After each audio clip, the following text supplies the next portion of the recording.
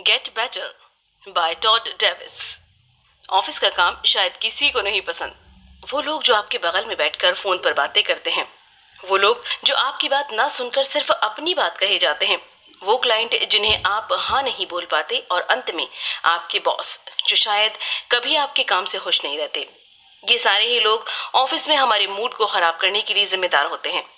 और यहाँ पर हम देखेंगे कि किस तरह से हम इन लोगों के साथ अपने रिश्तों को बेहतर बना सकते हैं, चाहे आप एक बॉस हो, एक मैनेजर हो, या फिर एक आम कर्मचारी। ये किताब आपको बताएगी कि किस तरह से आप अपने काम पर बेहतर रिश्ते बना सकते हैं और किस तरह से बेहतर तरीके से काम कर सकते हैं। इसे पढ़कर आप सीखेंगे किस तरह से आप अपनी भावनाओं पर काबू पा सकते हैं। रिश्ते बनाने के लिए सबसे जरूरी चीज क्या है, मनचाहे नतीजे न मिलने पर कैसे काम करना चाहिए। पहला सबक, सच सिर्फ वही नहीं होता जो आप मानते हैं। बहुत बार हमारे साथ होता है कि हमें लगता है कि हम किसी चीज को या फिर किसी व्यक्ति को बहुत अच्छे से समझते हैं, लेकिन एक वक्त आता है जब हमारा ये भ्रम टूट जाता है। ऐसा इसीलिए होता है क्योंकि हम सभी दुनिया को अपने नजरिए से देखते हैं और ये मानते हैं कि हमारा नजरिया सही है, लेकिन ये जरूरी नहीं है कि आप जो मानते हैं वो सही हो। बहुत बार हम लोगों के बारे में राय बना लेते हैं, वो व्यक्ति बहुत आलसी है, ये व्यक्ति बहुत जिद्दी है। हमारे दिमाग में जो भी बात पहले आती है हम उसे मान लेते हैं बिना कुछ सवाल किए। लेकिन यहाँ पर बेहतर माइंडसेट होगा कि आप इस तरह के छोटे नजरिए को, चाहे वो आपका हो या किसी और का, सच ना माने। ये मानना छोड़ दीजिए कि आप या कोई भी व्यक्ति अगर किसी के बारे में बुरा सोचता है तो वो बुरा ही है। बेहतर रास्ता ये है कि आप अपने लिए, लोगों के लिए और दुनिया के लिए एक खुला दिमाग रखिए और अपनी नेगेटिव सोच को अपने ऊपर हावी मत होने दीजिए। आप जो बातें मानते हैं वो आपके अंदर किसी दूसरे व्यक्ति ने डाली है और ये जरूरी नहीं है कि वो सच हो। एग्जाम्पल के लिए मान लीजिए कि आपको लगता है कि आपके घर वाले आपको अपने सपनों के पीछे जाने से रोक रहे हैं, और इससे आप ये मान सकते हैं कि वो लोग आपको खुश नहीं देखना चाहते। लेकिन अगर आप अंदर तक जाने की कोशिश करेंगे तो आपको पता लगेगा कि उन्हें आपकी चिंता है और इसीलिए वो आपको हारता हुआ नहीं देखना चाहेंगे। वो आपको आपके सपनों के पीछे जाने से इसीलिए रोकते हैं क्योंकि उन्हें डर लग रहा है कि आप कहीं नाकाम ना हो जाएं। वो लोग आपके लिए अच्छा ही सोचते हैं, लेकिन क्योंकि आपने सच जानने की कोशिश नहीं की, आपको लगता है कि आप जो मानते हैं वही सच है और वे लोग आपसे प्यार नहीं करते हैं। दूसरा सबक, किसी चीज के बारे में सोचकर परेशान होने के बजाय कुछ देर रुककर उसके समाधान के बारे में सोचिए। बहुत बार कुछ ऐसा होता है कि हम बाहर के हालात को अपनी भावनाओं को काबू करने देते हैं और खुद उनके आगे घुटने टेक देते हैं। कभी कभी जब कोई व्यक्ति हम पर गुस्सा करता है तो हम भी उसके ऊपर गुस्सा करने लगते हैं, हम अपना आपा खो देते हैं, या फिर जब कोई व्यक्ति हमसे आगे निकलता है तो हम उससे जलने लगते हैं। इस तरह से हमारी भावनाएं हमारे काबू में नहीं होती हैं। ऐसे हालात में रुकना बहुत फायदेमंद होता है। जब आप कुछ देर तक रुककर अपनी भावनाओं के बारे में और अपने हालात के बारे में सोचते हैं तो आप अपने हालात को बेहतर तरीके से समझ पाते हैं और उससे निकलने का समाधान खोज पाते हैं। इससे आप ये समझ पाते हैं कि आप इस तरह से अपना आपा क्यों खो रहे हैं और किस तरह से आप उसे वापस पा सकते हैं। एग्जाम्पल के लिए मान लीजिए आपने मजाक में अपने दोस्त से कुछ कहा और वो आपके ऊपर गुस्सा करने लगा। वो आपको आपकी 2 साल पुरानी गलतियां याद दिलाने लगा और आपको बुरा भला कहने लगा। ऐसे में बहुत से लोग भी अपना आपा खोकर उसके साथ लड़ने लगते हैं, लेकिन ये समझदारी की बात नहीं होती। यहाँ पर आप कुछ देर तक रुककर खुद से सवाल कीजिए कि क्यों आपका दोस्त आपसे इस तरह से बात कर रहा था। हो सकता है वो किसी दूसरी बात से परेशान था और उसने अपना गुस्सा आप पर निकाल दिया हो सकता है वो अपने काम से कुछ दिनों से खुश ना हो और काफी दिनों से आपसे कुछ कहना चाहता हो। अगर आप कुछ देर तक रुककर सोचेंगे तो आपको एहसास होगा कुछ उससे जाकर एक बार बात कर लेने से आप अपने बीच की गलतफहमी को दूर कर सकते हैं। इन सब की शुरुआत होती है कुछ देर रुककर हालात को समझने से। तीसरा सबक, बेहतर रिश्ते बनाने के लिए सबसे पहले लोगों का भरोसा जीतने की कोशिश कीजिए। कामयाब होने के लिए आपको सबसे पहले अच्छे रिश्ते बनाने होंगे। रिश्ते बनाने के लिए सबसे पहले आपको सामने वाले का भरोसा जीतना होगा। इसके लिए आपको ये दिखाना होगा कि आपके पास अच्छी वैल्यूज हैं, आप जो काम करते हैं उसमें माहिर भी हैं। अगर इन दोनों में से कोई भी एक चीज आपके पास नहीं होगी तो लोग आपके ऊपर। चौथा सबक, हम एक साथ बहुत से काम कर रहे होते हैं और हमें उन सभी कामों के बीच में एक बैलेंस खोजना होगा। हम अपनी जिंदगी में बहुत से रोल निभाते हैं।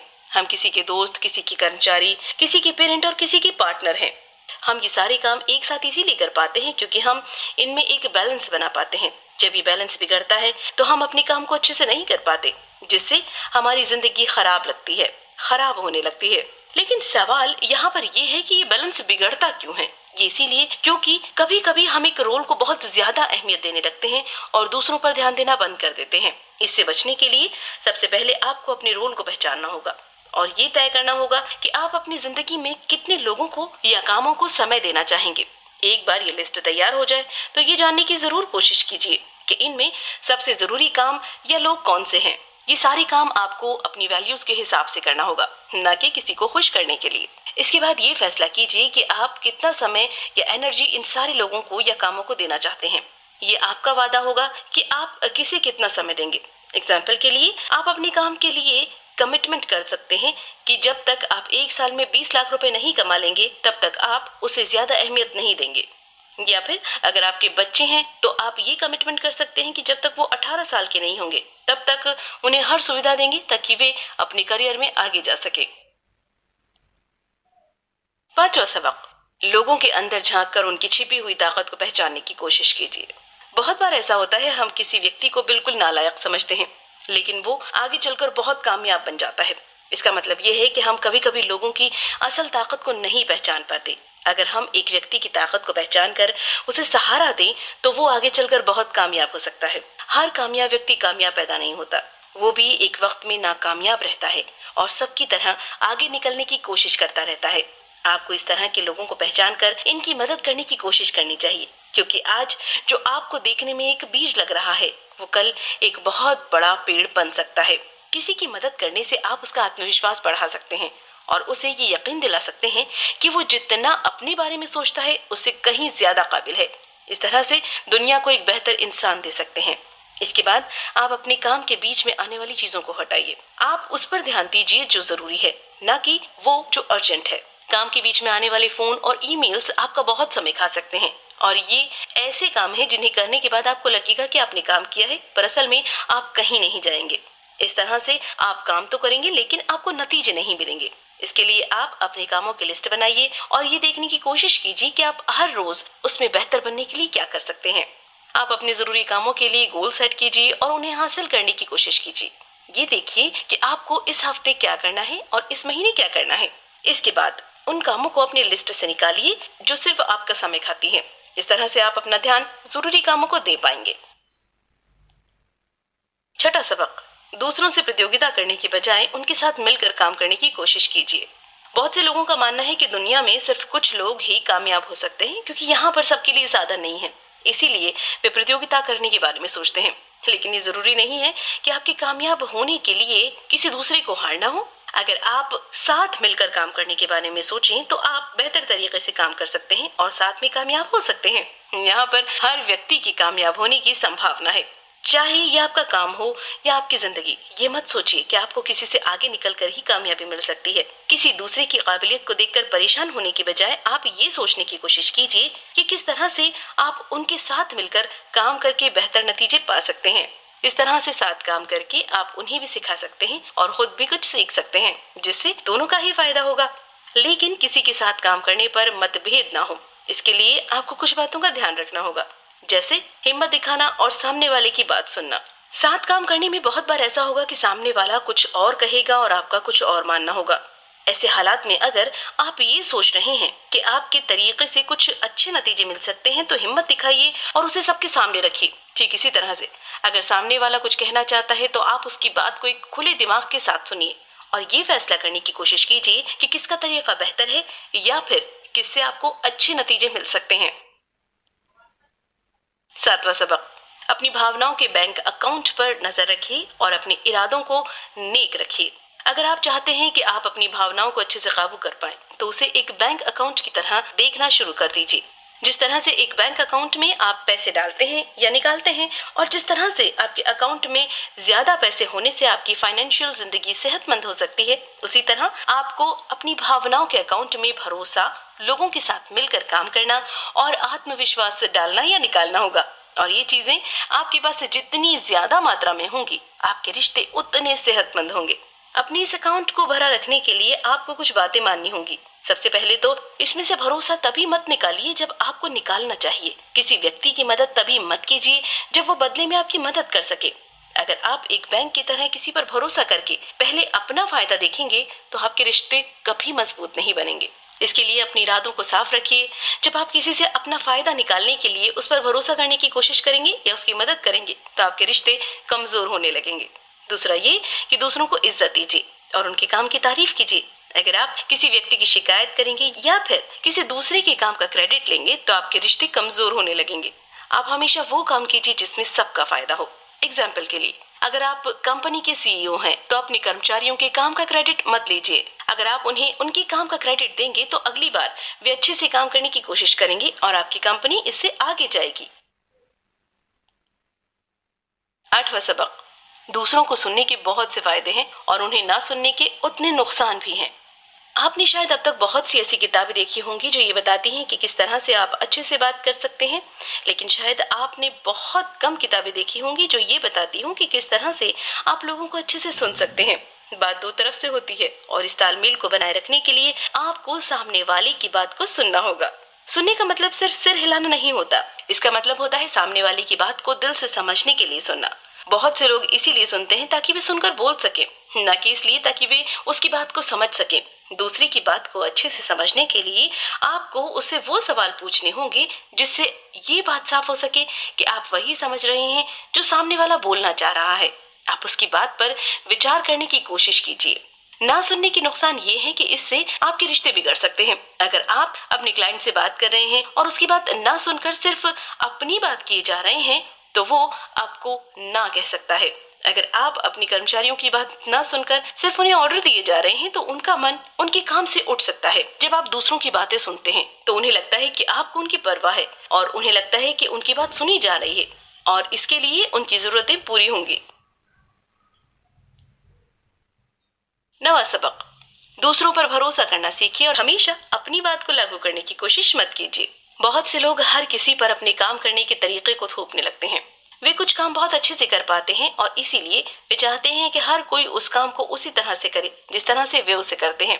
इस तरह से काम करने पर आपके लोगों के साथ आपके रिश्ते बहुत जल्दी बिगड़ सकते हैं। जब आप दूसरों को अपने तरीकों से काम करने के लिए कहते हैं तो आप उन्हें खुद के तरीके खोजने से रोक देते हैं, जिससे कि नए आइडियाज दब कर रह जाते हैं। आप ये कभी नहीं होने देना चाहेंगे। साथ ही जब लोग आपके साथ काम करने पर दबा हुआ महसूस करते हैं तो वो आप पर कम भरोसा करते हैं, जिससे रिश्ते और कमजोर हो जाते हैं। इसीलिए आप लोगों पर भरोसा कीजिए कि वो अपना काम अच्छे से कर सकते हैं और आपको उन्हें हर बात बताने की जरूरत नहीं है। जब आप अपने कर्मचारियों को उनके हिसाब से उनके काम करने देते हैं तो इससे उन्हें लगता है कि आप उन्हें काबिल समझते हैं। उन्हें लगता है कि वे अपना काम इसीलिए अच्छे से कर सकते हैं क्योंकि आप बीच में उन्हें काट नहीं रहे हैं। इससे उनका आत्मविश्वास बढ़ेगा और वे अपना काम अच्छे से कर पाते हैं। लेकिन आप इसी तरह से सभी के ऊपर भरोसा भी तो नहीं कर सकते। क्या हो अगर गलतियों की बहुत भारी कीमत चुकानी पड़े। इसीलिए आप किसी पर भरोसा करने से पहले ये देखिए कि वो कितने काबिल हैं। अगर नुकसान की संभावना बहुत ज्यादा हो तो ये काम उनका नहीं जिस पर आप भरोसा कर सकते हैं। 10वां सबक, खुद में सुधार करने के लिए लोगों से फीडबैक लेना बहुत जरूरी है। बहुत बार हमने ये देखा है कि कुछ लोगों की जब कमियां बताई जाती हैं तो वे चिढ़ जाते हैं और गुस्सा करने लगते हैं। बहुत से लोगों को लगता है कि अगर सामने वाला उन्हें खुद में सुधार करने के लिए कह रहा है तो वो उसे कमजोर समझ रहा है। उसे लगता है कि वो उसे काबिल नहीं समझता। इसीलिए बहुत से लोग इस तरह की बातों को नहीं सुनते। लेकिन अगर आपको आगे बढ़ना है तो आपको खुद में सुधार करना होगा, और अगर आपको खुद में सुधार करना है तो आपको दूसरों से फीडबैक लेना होगा।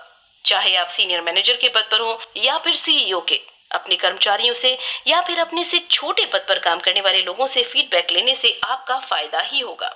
अगर आप अपनी कर्मचारी में एक सीनियर पोजीशन पर काम कर रहे हैं तो आपको एक ऐसा वातावरण बनाना होगा जिसमें हर कर्मचारी किसी को भी फीडबैक दे सके। जब हर कोई दूसरों को सुधारने की कोशिश करेगा तो किसी को ये नहीं लगेगा कि कंपनी में सारे इल्जाम उसी पर लगाए जा रहे हैं और सिर्फ उसे ही सुधरने की जरूरत है। फीडबैक लेने से हम खुद को भविष्य में आने वाली गलतियों से बचा पाते हैं और इसीलिए आगे बढ़ने के लिए बहुत जरूरी भी है।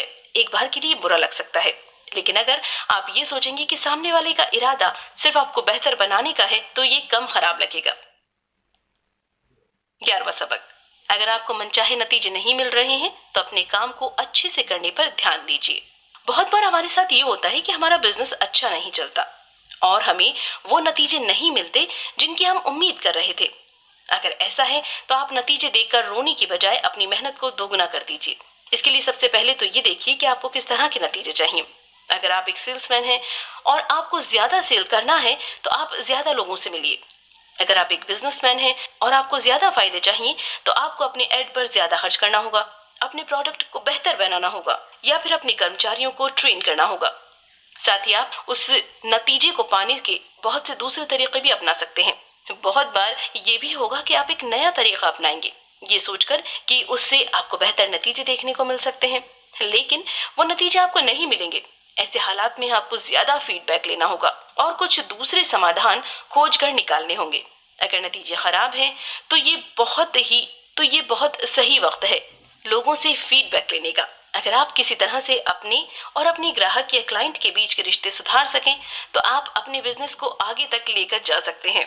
इसीलिए आपको विनम्रता को अपनाना होगा।